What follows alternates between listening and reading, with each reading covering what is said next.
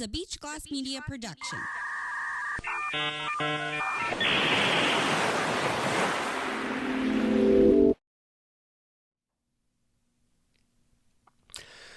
In recent news, the Chicago Teachers Union urged city leaders to cancel school on May 1st in order to allow students and teachers to join together in a nationwide protest against the Trump administration. That's right, folks. Students and teachers want to link arms to make May 1st a day of no work, no school, and no shopping, all in an attempt to protest Donald Trump's immigration and tax policy. When asked, why are you pushing to make the protest on May 1st, which is a Friday, a teachers union representative named Mrs. Teach responded, quote, well, you see, let's be real. By Wednesday, we teachers are barely hanging on to our sanity, having to put up with these annoying, academically engaged students. Yes, these fine students that we are privileged to teach really do give us a run for our money, you see. So we figured it would be nice to have this one Friday off so we can rally together, of course, against this fascist regime led by Donald Trump and make a difference in the world as we exercise our right to protest, unquote. When asked, why not protest on Saturday? Mrs. Teach stated, quote, what? Are you kidding me? I don't want to see my school's staff and students on a weekend. Gross, unquote. When asked why not protest on Monday, May 4th, Mrs. Teach responded, quote, well, no, that's Star Wars Day, and the staff already picked out our costumes to celebrate. We worked really hard on that. You see, we don't want people to wear the same thing. It was a lot of hard work, unquote. When asked why not protest on Tuesday, May 5th, Mrs. Teach replied, what, protest on Cinco de Mayo? That's absurd. We already planned a taco guy for our staff lunch. We can't cancel that. We put in a lot of work researching on Yelp for the best taco guy, unquote. When asked why only 43% of students in Chicago public schools can read proficiently and why only 27% of students are proficient in math, the teachers union representative, Mrs. Teach, said, quote, okay, I don't know what any of that has to do with protesting.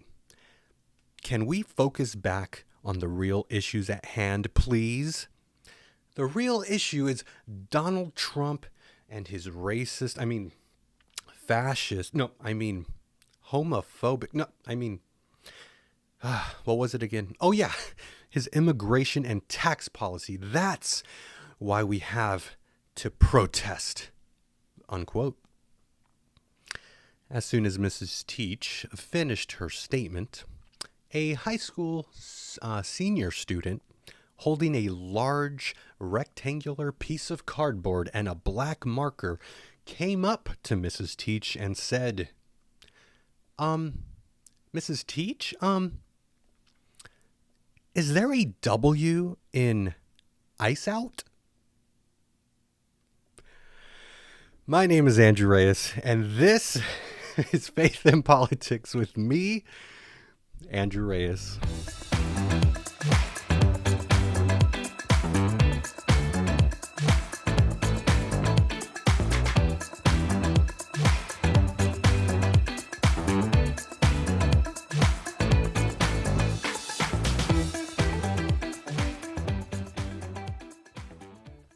All right, welcome back to Faith in Politics with me, Andrew Reyes. Okay, I know I just said that, and I said it again. Okay, I'm sorry, but welcome back to the podcast. I just want to say thank you for watching me on this video. If you're watching it on video, of course. This podcast is available on audio still. But it is available on video on YouTube and Spotify if you're interested. So those of you who are listening to it on audio, now you know you could watch me, okay? There's nothing really much to look at here. It's just me and nothing else. But, I'm not trying to win any beauty pageants or anything. So, it's not like I put on makeup or anything. But yeah, you can watch me. If you want to watch this podcast in video format, you can do so. But before anything else, I just want to say thank you. Surprisingly, I've been getting a lot of comments, a lot of positive feedback from a lot of people at work, even at church, surprisingly, which was kind of odd when people started telling me at church, like, hey, I like your podcast, or, oh, I noticed you got a podcast. It's like, ugh, I really don't know what you're thinking, but, this is what I like to do on my spare time. It's just a hobby, it's just for fun. I think it's important to be able to, talk about things that are that you find interesting. And that's the beauty of living in the internet age, where everybody has access to a microphone. If you have a cell phone, you have a way to record yourself. And hey, why not? I'm just doing this for fun. But yeah, welcome back. Please like, subscribe, follow, leave a 5-star review. It really helps, for people to search the podcast. So, I'm not asking you for money, but if you can do those things, that would be very helpful. Please follow the podcast on Instagram if, you're enjoying the show. I post updates on Instagram because I'm on Instagram way too much. And I also post satirical headlines. So you might find that interesting or entertaining. But also feel free to comment. If you're listening on YouTube or Spotify, you can comment whatever it is you have to tell me. And who knows, I might bring it up on the next podcast. But another thing I'm going to try to do, just letting you know up front, I'm going to try to keep these videos at 30 minutes. I know the first video podcast episode went for an hour, and I am not trying to do that. That was way too long. I'm trying to keep these a little bit shorter at about 30 minutes. So hopefully I can do that this time. But yeah, without further ado, we're going to start episode 22 now. And this one's called Forgiveness and the Ugly Side of War. Let's just jump right into it. So, as promised, I want every episode to have a faith-based topic. Once again, I'm a Christian. That's what I'm interested in. So I'm going to have a faith-based topic. And because, this is faith and politics. All right? It's in the name. I'm going to talk about something faith-related in the Christian sphere and talk about politics, because I find what's going on in the news rather interesting. So, but why? Well, people are going to ask me, why are you doing this, Andrew? Simple. Because I'm just that kind of person. If society says, the two things you shouldn't talk about in a social setting is religion and politics, if you want to keep a polite society and if you don't want to offend people, don't talk about religion or politics. And to that I say, screw that. I'm talking about the things that I find interesting. And if you don't like it, well, you can amscray. I'm not going to be offended. But I'm going to talk about my faith in Jesus, and I'm going to talk about my opinions on the political landscape. So, society doesn't tell me what to do. Okay. So faith. Why faith? Well, faith is something that, it has to be placed in something true. And And well, to me, I put my faith in Jesus. I believe Jesus to be true. I believe the things that are recorded in the Bible is true. There's a lot of manuscript evidence that points to the current Bible that we have today is true and accurate. And that the words that he said were the words that he said. And I believe Jesus is God. So if there's anyone that I would listen to and put my trust in, it would be Jesus. He's God. So why not put my faith in him? But yeah, I want to talk about this past Sunday, not this Sunday. I mean, I'm recording this on Sunday, right after church, but I want to talk about the past Sunday. The pastor talked about forgiveness, and that's the faith-related topic I want to talk about today. It's forgiveness.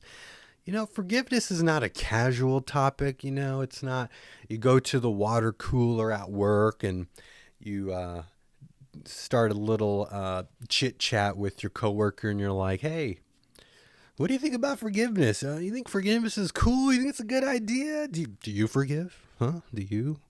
When was the last time you forgave someone? Huh? No. We, in our current society and current culture, we don't talk like that.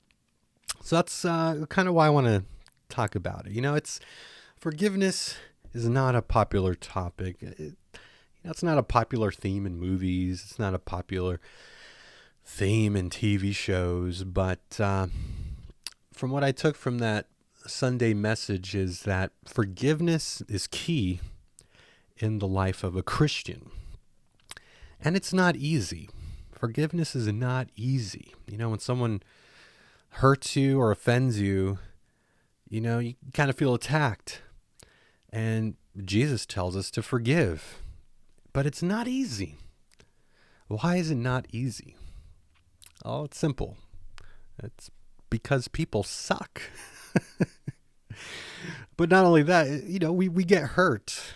We're only human. We have feelings. We have emotions. We get hurt, but also, we hurt others, unintentionally and sometimes intentionally.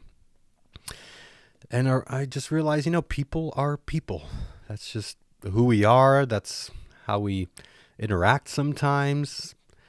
And what I found interesting is that I decided to live my life not being so overly offended by every little thing, Believe it or not, most people annoy me sometimes. Just little things. And I don't think I'm the only one that feels this way. You're driving on the road and someone cuts you off. It's like, okay, that was really annoying. Or you see someone do something kind of dumb and you're like, what's wrong with that person? And you feel like, you have the need to correct them all the time. It's just, we're humans. We're not perfect.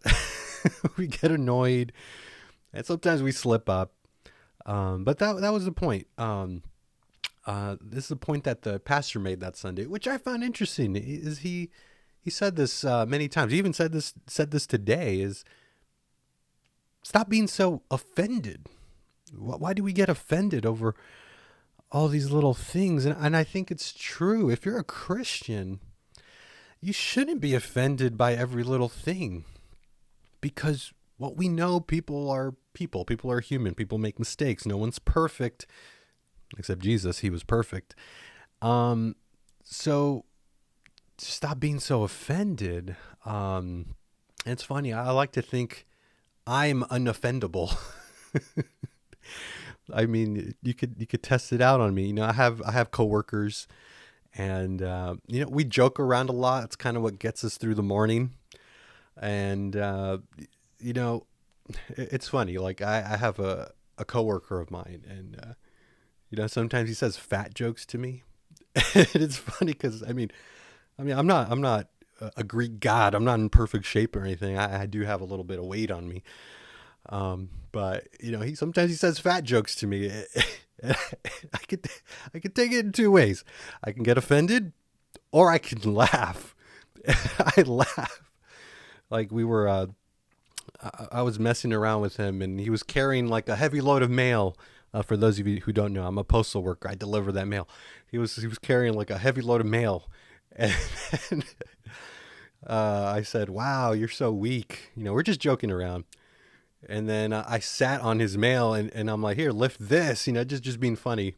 And he goes, "Oh, I can't lift things that are 5,000 pounds." So yeah, it was a fat joke. And I feel like I'm kind of like Seinfeld. Jerry Seinfeld says, "I'm looking for the funny in life," and that's kind of what motivates him to be a comedian. Is he's just looking for that funny. And I kind of adopted that for myself too. I'm just looking for the funny. If it's funny, I'll laugh, even if it's offensive. That's just the nature of jokes. Is if you're gonna listen to a comedian, you just gotta know there's gonna be some offensive stuff in there. And, just laugh. If you don't think it's funny, just don't laugh, and that's pretty much it. Move on. So yeah, I want to say I'm unoffendable. I mean, you could drop a comment, say something terrible about me, and most likely I'm just not gonna care. I'm not gonna care. But what is important is this need, or this command, I should say, to live a life practicing forgiveness. Forgiving those that maybe they did offend, maybe they did attack, say something bad. We do have feelings. I'm not going to lie. I'm not going to pretend like I don't have feelings. But, if we hurt somebody or they hurt us, we should forgive. Okay. And why do I say? Well, Jesus commanded it. Jesus commands it. Last week I mentioned the Lord's Prayer.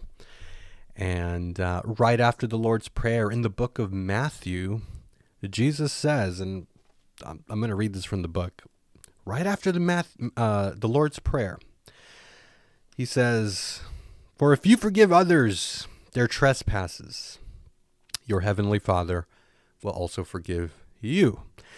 But if you do not forgive others their trespasses, neither will your Father forgive your trespasses." That's pretty intense. Okay, I had to stop the video right here. If you're watching, you'll notice like a little cut. And it's because my daughter just knocked on the door.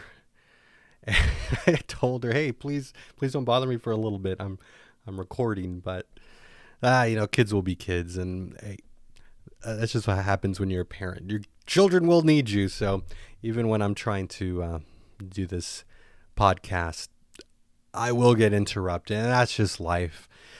But what was I saying? Yeah. Right after Jesus's prayer, the Lord's Prayer, when Jesus was giving the example on how to pray, he says, you have to forgive, or else God won't forgive your trespasses, like your wrongdoings. So that's pretty intense. Basically, when I read that, Jesus is saying, do you want God to forgive you? Oh, you do? Then you must forgive those that have hurt you or have done you wrong. I know it's counterintuitive. We like revenge. We're human. We have human emotions. We like revenge. We like a good revenge story. We like the movie, the Batman movies where the vigilante just takes justice into his own hands. And I get it. However, it's not easy. I've been hurt, believe it or not. I've been let down. Believe me, I've had people do bad stuff to me, or I've been so angry that I just wanted to get even. Trust me, I've been there. I know those feelings, but I also believe we shouldn't live our lives based off of our feelings, because our feelings can be wrong sometimes. But the best way I've heard about what harboring unforgiveness and how that's bad for your soul is in this following little anecdote or little, it's kind of cliche. But unforgiveness, having unforgiveness in your life, it's sort of like drinking poison and hoping that it harms the other person. Because what's really happening is that it's hurting yourself. You're just holding on to something. It's making you bitter. It's making you angry. It's possibly causing like all kinds of physical problems for you. You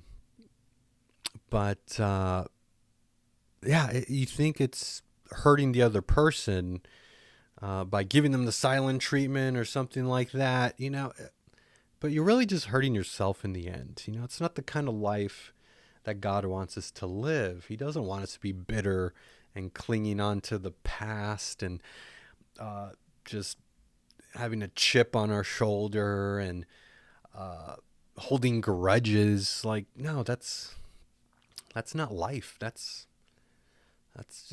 going to hold you back. It's going to, I don't know, it's going to make you a nasty person to be around. But I think the main reason Jesus wants us to forgive is because, well, one, he's God. He knows what's best for us. And two, remaining unforgiving is damaging to ourselves. And Jesus wants for us to live our lives to the fullest. The Bible teaches us that Jesus came to give us life and life more abundantly. And that's, one of the purposes of why Jesus came to earth. Because he knows what's best for us. And he showed us the way. So bottom line, Christians, if you're listening, it's not a choice. You have to forgive. And that's not me saying it. That's Jesus saying it. Forgiveness is key. You don't want to be that bitter old man that keeps a list of all the bad things that has happened to you and then just store it in your memory bank. No, I think it's important to forget about certain bad things. They say forgive and forget, but no, you don't necessarily have to forget. You got to be wise about that. You can forgive and create healthy boundaries for your life. If, certain people mistreat you and they're mistreating you and you don't want to be mistreated, then yeah, you can have those boundaries and say, hey, look, I forgive you for whatever it is you did to me in the past. But I think it's best for us to keep distance from each other. And if you can't respect that, well, I don't know what to tell you. But, forgive and forget, forgive and learn.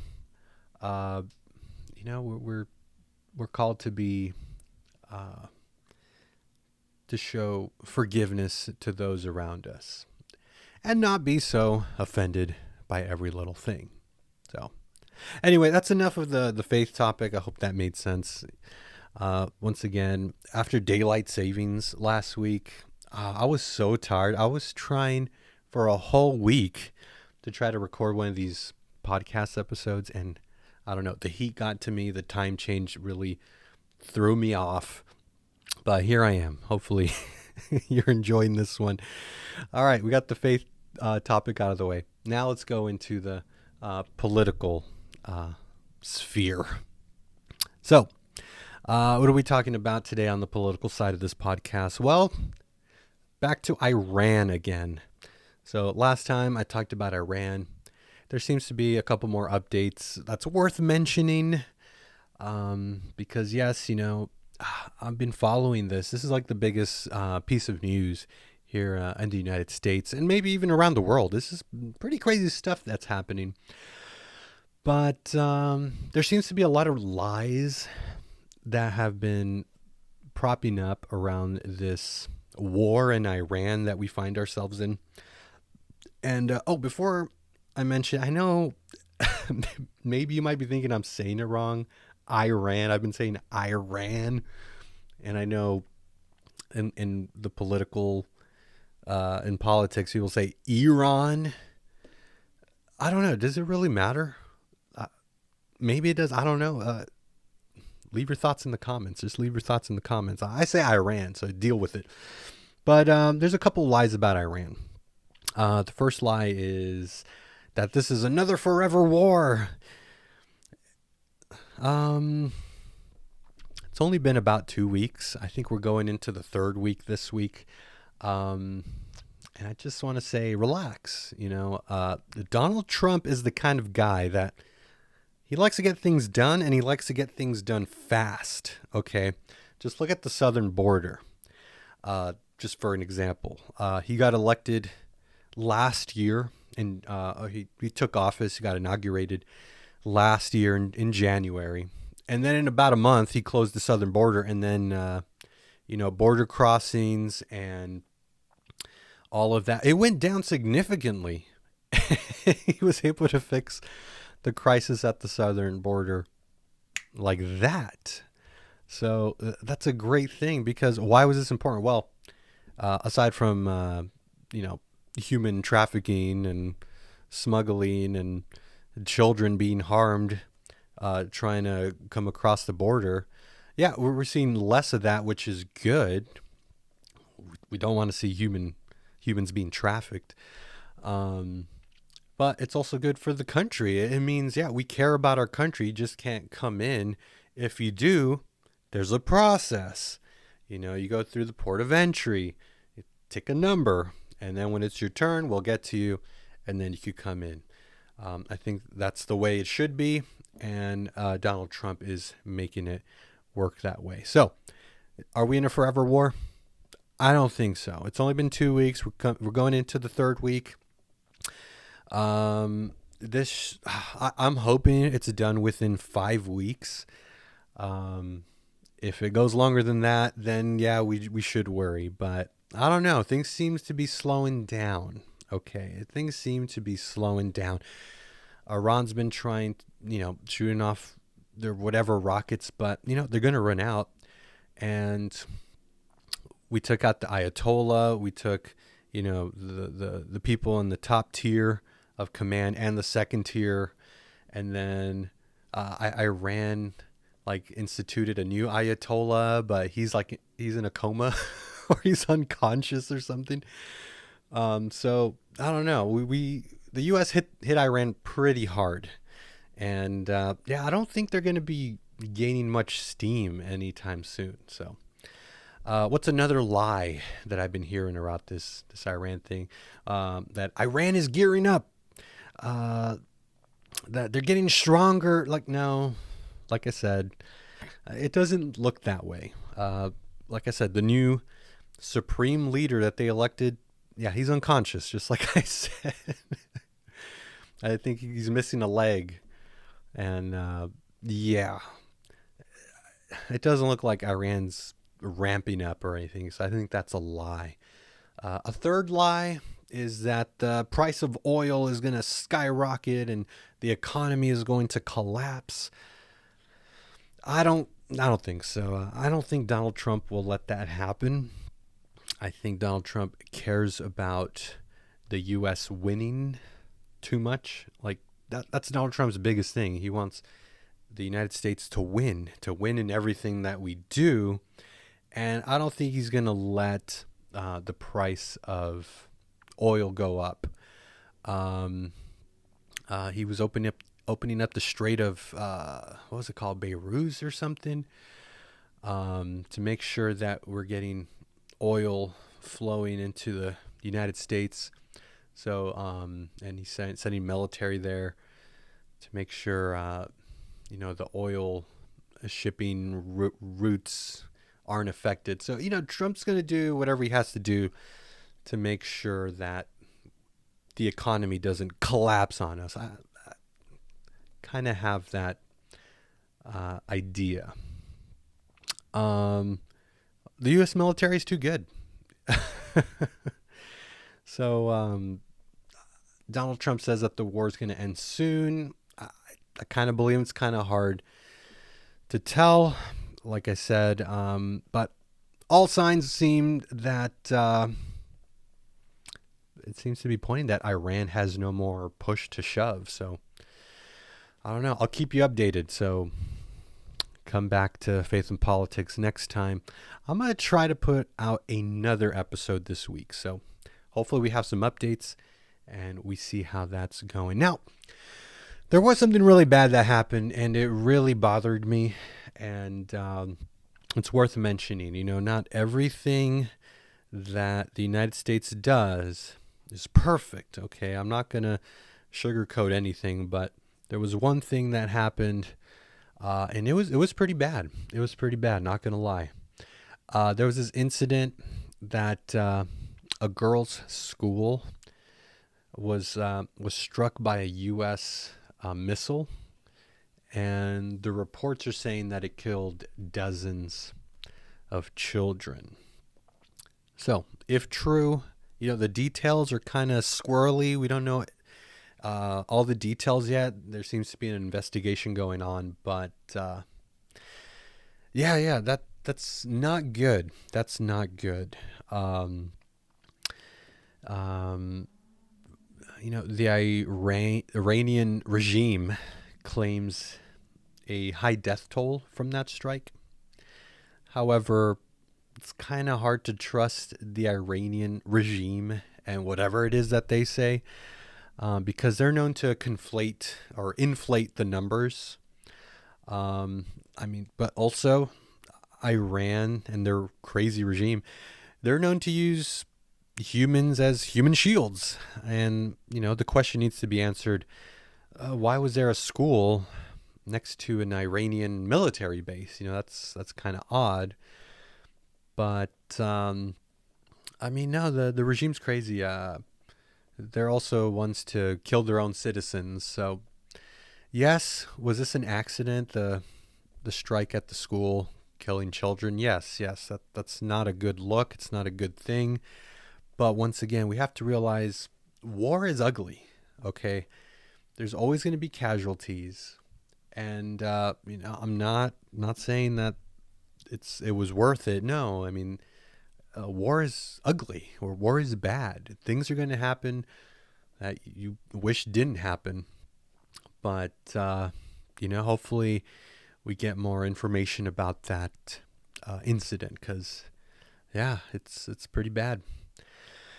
Moving on into other news, there's been insane terror attacks in the U.S. It's really crazy. So last week, there was a New York ISIS-inspired terrorist attack outside of Gracie Mansion.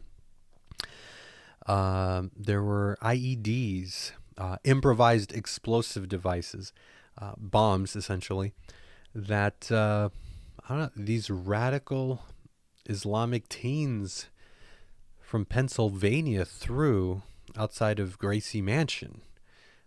Gracie Mansion is it's the mayoral house in New York there. But these teenagers, 18 and 19 years old, it's weird. They grew up in a well-to-do neighborhood. They threw some bombs. There was a protest going on in New York. It was an anti-Mamdani, because New York elected a Muslim socialist mayor. So naturally, people are going to protest that because it's kind of crazy. Things have been going really bad in New York since Mamdani took office. People froze to death in his city, which is horrible. And then it was funny. Mamdani asked people to shovel snow in the city and get paid for it. But in order to shovel snow, you have to show two forms of ID. And then there's all these video clips going around that the people shoveling snow weren't really shoveling snow. They were kind of just horsing around. But, I'm not saying that that's like hard facts. But, you need forms of ID to prove that you're eligible to shovel snow. But the Democrats want you to not have any ID in order to vote. I don't know. It makes me suspicious. But going back to these terrorist attacks in New York, yeah, these two young guys, they threw bombs outside of the anti-Mamdani protest, and they got captured. And when they got captured on video, they said they were showing they were flashing jihadi gang signs, which is to suggest that this was kind of related to the war that's happening in Iran. And it's just crazy. But what's also crazy is that CNN had to apologize for false reporting, because CNN claimed that bombs were from the anti-Mamdani protest aimed at Mamdani himself, or at the house, the mayoral home. But CNN had to take that back and apologize, because it was actually these two radical teenagers throwing it at the protesters that were protesting Mamdani. So a little bit of false reporting. That's why it's hard to trust the news these days, because so-called news outlets will report without gathering all the facts, whatever fits their narrative.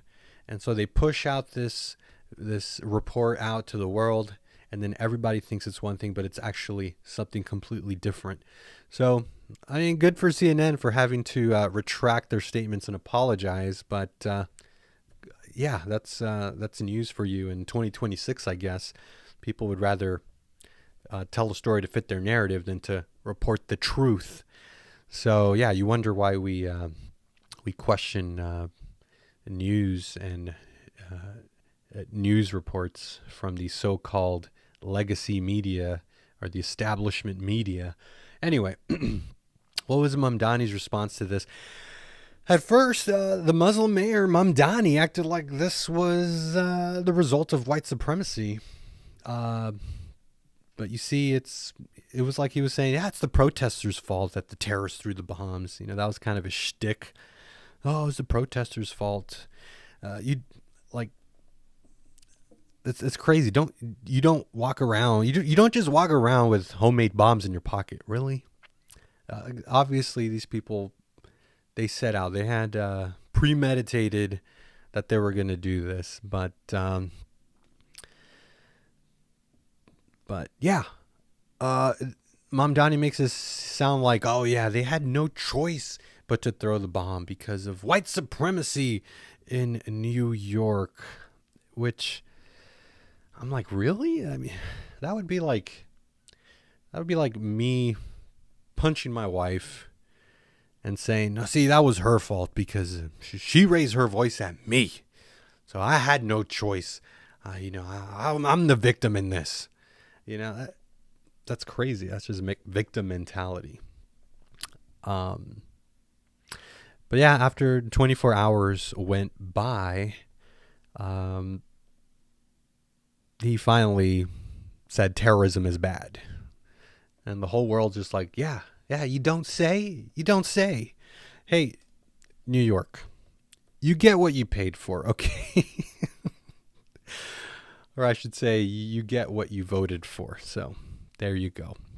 But surprise, surprise, another terrorist attack happened on March 12th. This time it was a synagogue in Detroit. It's still pretty new.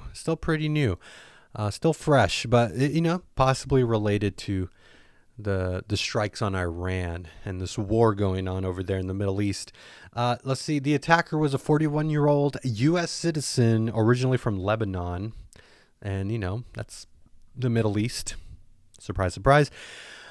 According to NBC News, the FBI said Friday that Ghazali, that was the guy's name, Ghazali, was in a gunfight with security after ramming his truck into the building, and that at some point he fatally shot himself while trapped in his vehicle. So this guy drove his truck into a Jewish temple or synagogue, and apparently the truck caught on fire, so he burned to death.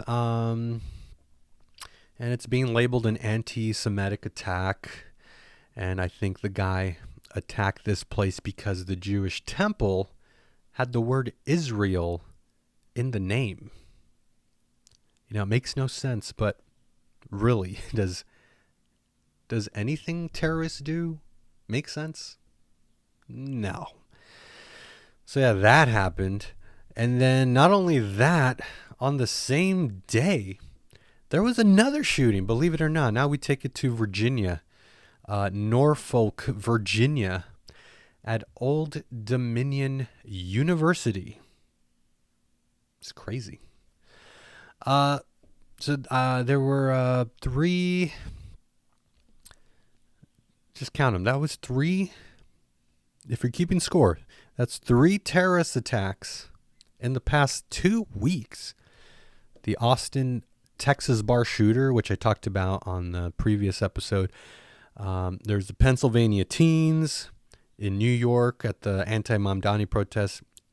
And then this third one in Detroit, Michigan.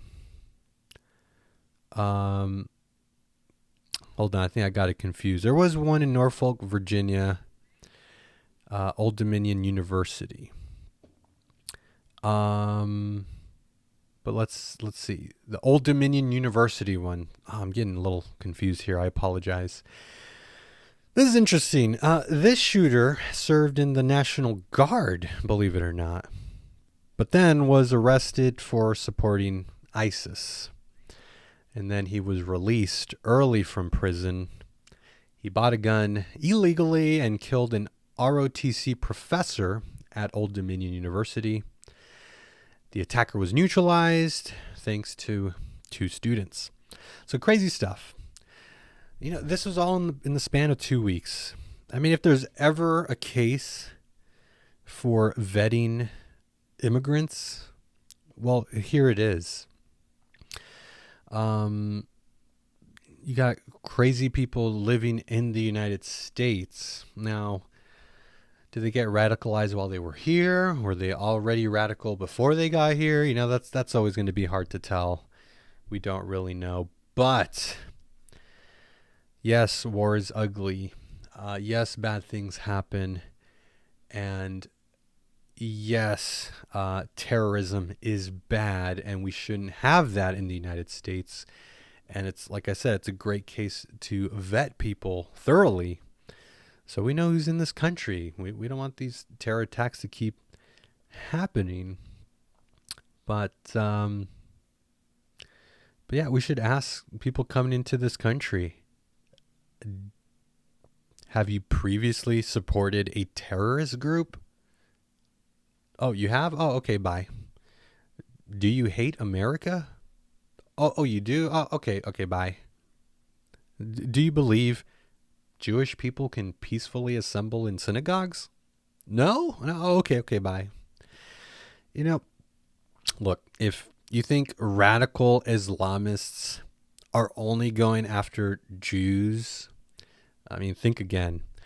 Radical Islamists want to take out the Jews for sure, but, that's not their end goal. Christians, we're the final boss for them. They're going to try to eliminate Christians too. And I have good reason to believe that. Look, like I've been saying, war is ugly. Nobody wants war. I don't want war. I don't want my kids to go to war. But the reality is that Iran was developing nuclear weapons, and that was a threat not only to that region, but also to the United States. So Trump striking this regime at the time that he did, it was necessary. I'm convinced that it was necessary. So many terrorist groups seem to be coming out of that region, specifically Iran, from ISIS to Hezbollah to Hamas to the Islamic Jihad. They all have their ties to that region, specifically Iran. So a lot of crazy folks come out of there. No, I said this before, I'll say it again. The Iranian people The normal day-to-day people, they're really nice people, but the regime, they're very radicalized. And I was listening to a podcast about this, and what I think happens is when Marxism infiltrated the ideology of Islam, you get more radicalized people because it seeps into government and politics, and that's kind of what just happens is bad ideas lead to more bad ideas. And yeah, it all ties to Iran. And like I said before, Israel is the little Satan to Iran. America is the big Satan to them.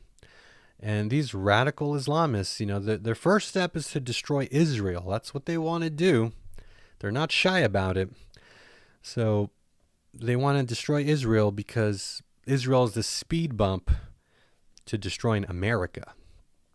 And we can't let that happen if we actually care about our country. So to those of you that say we can't focus on the issues at home instead, because there are people that say, hey, why are we worried about Iran? Why don't we focus on the problems here at home?